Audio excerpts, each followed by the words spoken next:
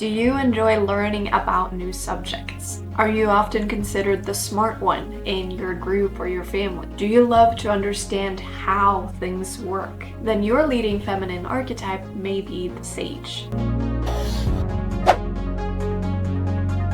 In today's video, we're going to dive deeper into the second feminine archetype called the sage. And in case you haven't seen it already, I'm doing a video series on the 7 feminine archetypes, where the last time we covered the huntress. And we also talked about some general information about all of the 7 feminine archetypes and what they are. So if you haven't seen that video yet, I really recommend checking that one out as well. So in a nutshell, every woman or person who resonates predominantly with the feminine energy has 7 different feminine archetypes that are a bit like characters or parts of our personality. And each archetype has different needs, traits, desires, and potential downfalls. And each archetype shows up in every woman in one way or another. So the 7 feminine archetypes are the huntress, the sage, the intuitive, the regent, also often called the queen, the mother, the maiden and guide, and the lover.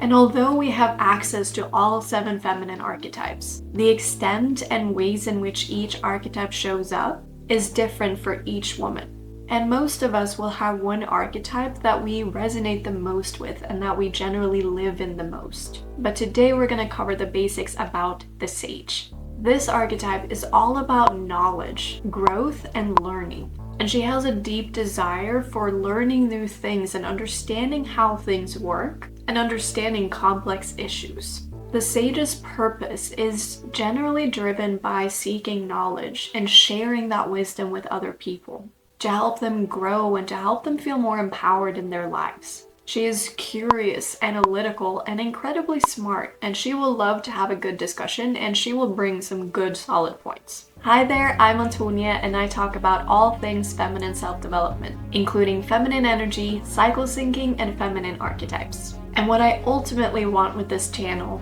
is to help women truly understand and cherish the powers of the feminine within them. So if that's something you feel like you might need some more of, make sure to click that subscribe button and keep on watching. Because of her strong analytical strengths, the sage's main potential downfall is a disconnect with her body and her emotions. And she will often struggle to connect with her intuition and prioritize her inner knowledge above logic, which can often lead her to struggle to really choose what's best for her and her needs, as opposed to what makes logical sense or what other people think that she should be doing, because they think from a logical point of view, or because they just think from their own point of view. And they don't know and feel that inner knowing that she has about her own life. And sometimes if she doesn't remember her ultimate purpose of sharing the knowledge that she acquires, she can risk becoming a bit arrogant and a bit of a know-it-all, and therefore fail to help others through her curiosity and extensive knowledge.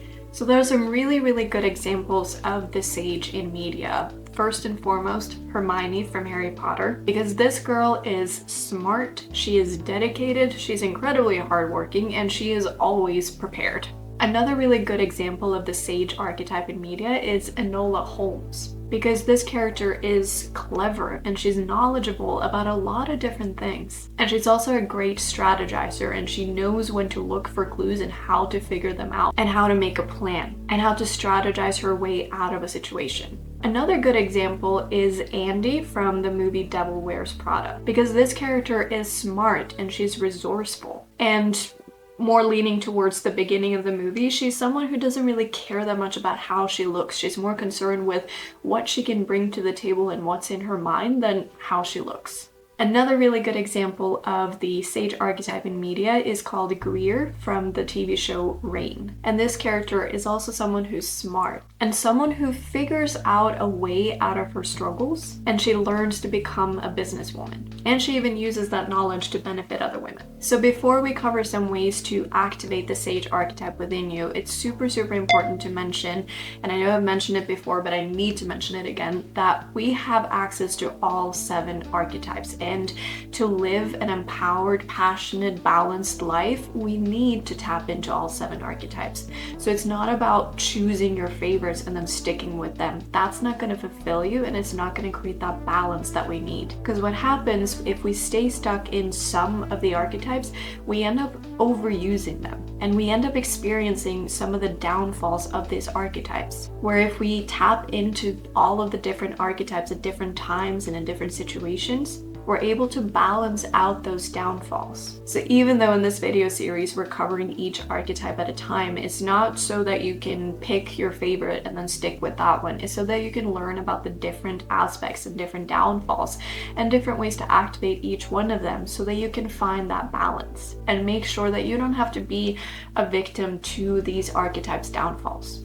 So ways to activate the Sage archetype more is to prioritize time to plan and strategize and organize your life and your schedule. So make a plan for how you're going to accomplish a goal, or get your home and your space organized. Another really simple way to activate this archetype is to learn something new. So take a course, watch a YouTube video. Great job on doing that right now, by the way. Learn a new skill, or read a personal development book. Another way to activate the Sage archetype is to share your knowledge with someone else. Remember that her purpose lies a lot in sharing her wisdom. It's not just about acquiring the knowledge, it's also about helping others and sharing her curiosity and sharing her extensive knowledge. So in your conversation, start opening up about your ideas and your insights and your knowledge. Teach someone else about a topic you're interested in or that they are wanting to learn more about. And essentially empower others with your knowledge. Now, the last really important note to cover before we wrap up the video is to remember that although you have access to all 7 archetypes, it's not because you are the archetypes. The archetypes are simply parts of you. They are characters that play inside of you. And instead, you're essentially the consciousness that can draw on these archetypes, that can communicate with these archetypes and learn from their insights. So instead of feeling like you are the archetypes, imagine that you are at the head of a big round table. And at that round table, you have 7 different women. And these 7 different women have incredibly different desires and purposes and needs and wants. And they also have some different downfalls. And instead of acting based exactly on one archetype or always living in one archetype, it's about looking at this round table and getting advice from them in a different situation or in a different decision that you need to make, and listening to their different insights. And then you are the consciousness that gets to decide which advice to listen to. Maybe you pick one, or maybe there's a couple of them that combined that feels really aligned for you. And maybe sometimes you see that some of them are just a bit too overextended and you're just seeing the downsides, and so you can draw on someone else to balance that out. So when you think about the archetypes, imagine a round table of advisors. And remember that you can pick and choose when and how to activate each one. And now that you've learned more about the Sage, it's time to take the free quiz to figure out which is your leading feminine archetype. And you can access that in the description box below. And I hope you'll also let me know which one is your main archetype. And if you already want to start learning a bit more about all of the 7 different archetypes, then also check out the link in the description box for a full blog post that covers the basics on all of the 7 archetypes. And with that, I really hope that this video brought you some value. And as always, if it did, make sure to click that like button. It really helps me out. And don't forget to leave a comment on which is your leading feminine archetype and whether you feel like that was resonating with you. Make sure to subscribe to the channel so you don't miss out on the next archetypes videos. And in the meantime, check out these videos.